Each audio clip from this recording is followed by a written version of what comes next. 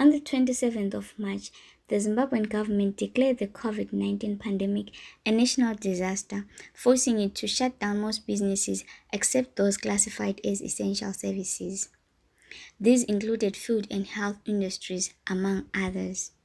Travel restrictions were issued, and these had a significant impact on the general population's access to health. Most affected were vulnerable groups like expectant mothers, young children, the elderly, sick and disabled, among others. Maternity services, including staff shortages amidst an ongoing work stoppage, reduced stockouts, and closure of antenatal clinics, all gave the country's health system an instant shock. An activist who requested for anonymity said pregnant women were facing a lot of challenges during pregnancy and labor. She said Nkulumane Clinic and Mpilo Hospital have seen a number of pregnant women placing complaints against the two health facilities, saying the staff harassed them and leading to increased cases of pre- and postnatal depression in these women. Ngesikhathi somkhuhlane lo umbhuqazwe i-COVID-19 sibe lama-challenges amaningi lokuhlukumezeka kakhulu ngalapha ezibhedlela zethu lasemakliniki, ikakhulu kubomama abazithweleyo, ekunanzeleleni kakhulu, ikakhulukazi kuma-teenagers, ngokubana one, okunye wabeqala ukuzithwala and isiphatho samanensi asijabulise ngaseqinisweni, balobu-rudeness obubekhona. Abantwana abaningi labomama abaningi basele belokukhubazeka emzimbeni yabo ngokubana izinto ade betshelwa ukuthi azitholakala ezibhedlela and lama-pharmacy bezingatholakali. Kwamanye ama-pharmacies bekutholakala but intengo yakhona besingayifinyeleli ngokubana besebesibhadalisa ngani nge-US dollar. Usuthola ukuthi usesibhedlela kunjalo, ikakhulu omama abasuke basebenziswa ama-operation, uyayenziswa i-operation wena isikhathi sokuthi ubelethe singakafiki, uyenziswa i-operation injalo, akukho ndlela zokuthi uthole ukuthi uzihlambulule uzigezise. One, amanzi awekho. Two, izesibe icicha layo. Three, amanensi ebeshota esibhedlela. Umuntu wavela wavuma ukuthi yena uzosebenza esiza umphakathi, but isiphatho samanensi eqinisweni, ikakhulu iNkulumane Clinic leMpilo Maternity Hospital, akukho into enhle abayenzayo. I-government ayingenele ibona ukuthi laba abantu ababaqhatshile ukuthi bebasebenzele bebekwazi ukuphatha kahle umama. Siqalisa i-lockdown manje ngibelethe nzima, ngihamba endleleni lapho ngemoto, ngihamba amaphoyisa esimisa, ngizithwele ngiphelele, ngihambe esimisa, ngafika ngale sibhedlela kwafika bambuluzela banjinela lokho isisami ngifile yaze ngabelethela emotweni. Ngihambile esibhedlela ngisithi ngiyebhalisa Empilo, so ngithe ngifike Empilo bantshela ukuthi ngona semphuzile ukubuya ukuthi ngizobhalisa, so abaseze bangi-attend. Okuyenze ngaphuza ukuthi ngihambe ikhonokho ukuthi i-transport these days yahlupha, khonokho ukuthi siyabe sifanele simelela amazupco kuphela, akula amanye i-transport esihamba ngayo ngenxa ye-COVID yena le. So ngithe ngifike esibhedlela bangiphathe ngenye indlela ukuthi lakathi i-BP yami isiqansile, angisakwazi ukuthi ngenzeni. Banjela ukuthi ayisibo abangithisayo ukuze ngiphuze ukuzobhalisa, lapho soze bengi-attende ngiphenduke ngenxa isisu sesibuhlungu. Other women expressed how they were not only stranded due to lack of easy and safe transportation methods, but that they were also left traumatized by the ill treatment from some nurses during the difficult time of labor. Mina ngizithwele last year uqalisa i-corona ngo-April. So ngithe ngizithwele lapha isisu saba buhlungu, vele inyanga zami zayisesigwaneni.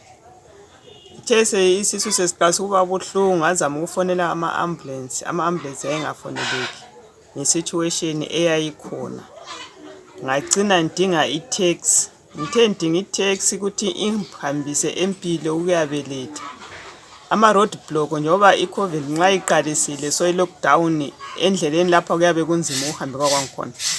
Amapholisa asimisa siku-taxi eBellevue, adileya esithi yafuna incwadi, kwaze kwathatha isikhathi eside, bazosekela sesidlula sesisiyanga Empilo, but isisu sasesibuhlungu kakhulu.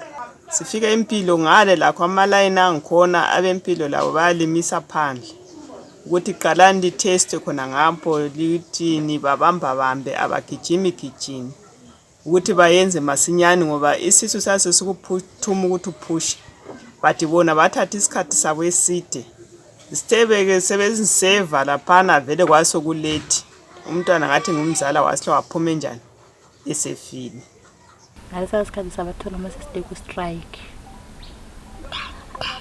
abaningi abancane sasilabo abama 12 years 13 abanye bevele behle bebelethele phansi bengakwazi khona umuntu intombazana ele 13 wahle wabeletha umntwana wachona sisathi sibuhlungu waya elebha bafika bamxotsha wajika waza ku maternity uthethe sahamba waza ukuthi bephushe wahle wachayisa phansi umntwana ekhanda wachona so thina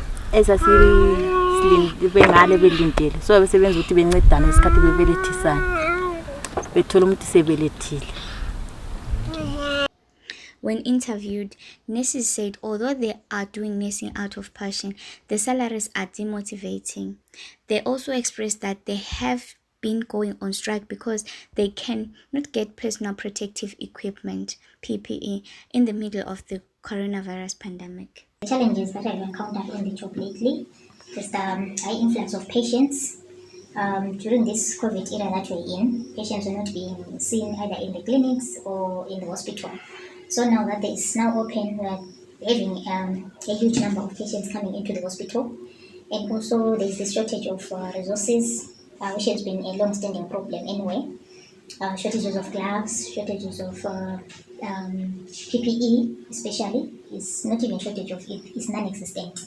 We are only using face masks, surgical face masks, which are not even adequate for preventing this spread of coronavirus. And we also find that some patients don't even have the masks, they don't even come with them. So it puts us at risk of contracting this COVID disease.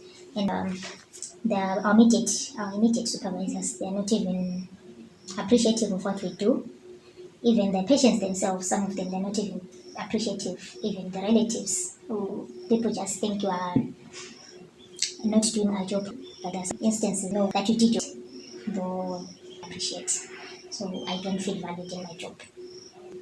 On the issue of mothers and children dying, I've witnessed quite a number, but recently I haven't encountered maybe even more than 2 or 3. I've only encountered one stillbirth, which was a first stillbirth. It wasn't really a problem of delay. It was a problem of delays. The mother delayed coming to the hospital, and then into the hospital there was delay in the management of the patient. The patient was supposed to go for theatre, but in the meantime theatre was also occupied by another patient. There was only one schedule.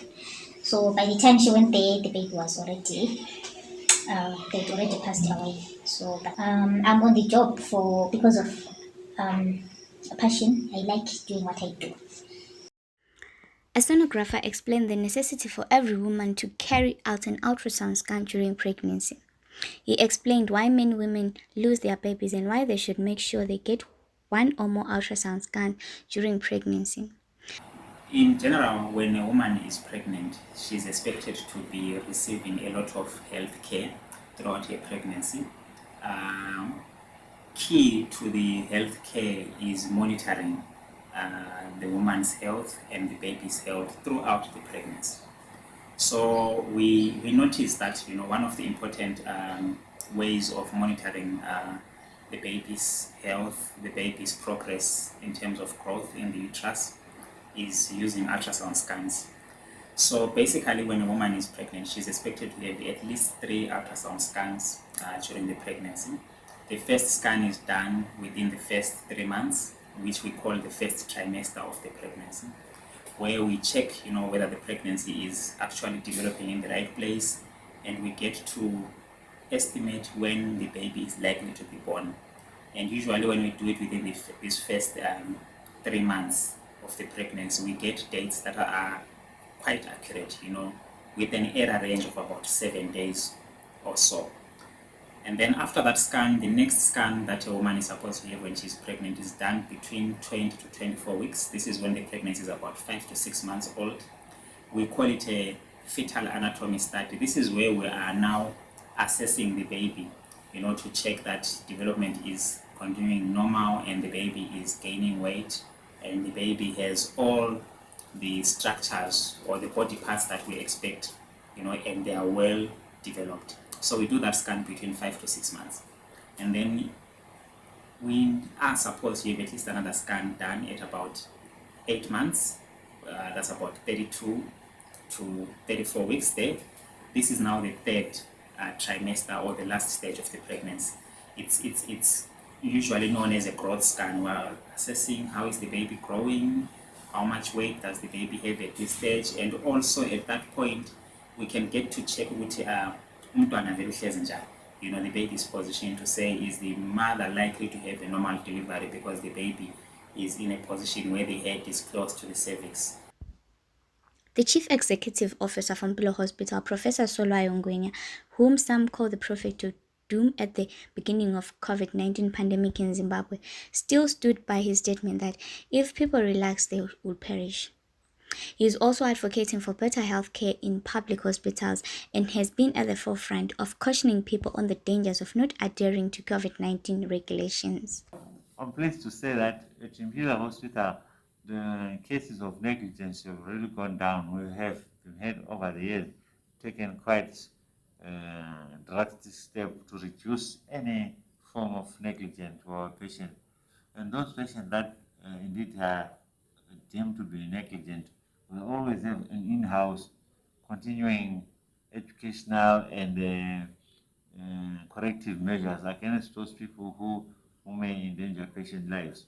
So some of them have had reprimanded and so forth, but it's something which we are constantly checking on a daily basis. Our women, they come in, they are cooked in our antenatal section of the hospital when they first present here. And every time they come for visit, there is an educational session which is carried out, and women are told about what to expect in pregnancy. And now with the coronavirus situation, this education is also included amongst the lessons that are given every morning before the women see the doctors. While the South African government confirms it will start giving its first round of COVID-19 vaccine doses to its citizens, Zimbabwe's Deputy Health Minister confirmed Zimbabwe had become an all-round COVID hotspot. There's no area now called the what do you call it, hotspot. It's now the whole country. That's why we are at level 4 of transmission. Okay, if it's a cluster where there are just 20 people, 100,000 will be level 1. All this in the midst of a further downing of tools by maternity health workers as the year began. It seems things will get worse before they get better.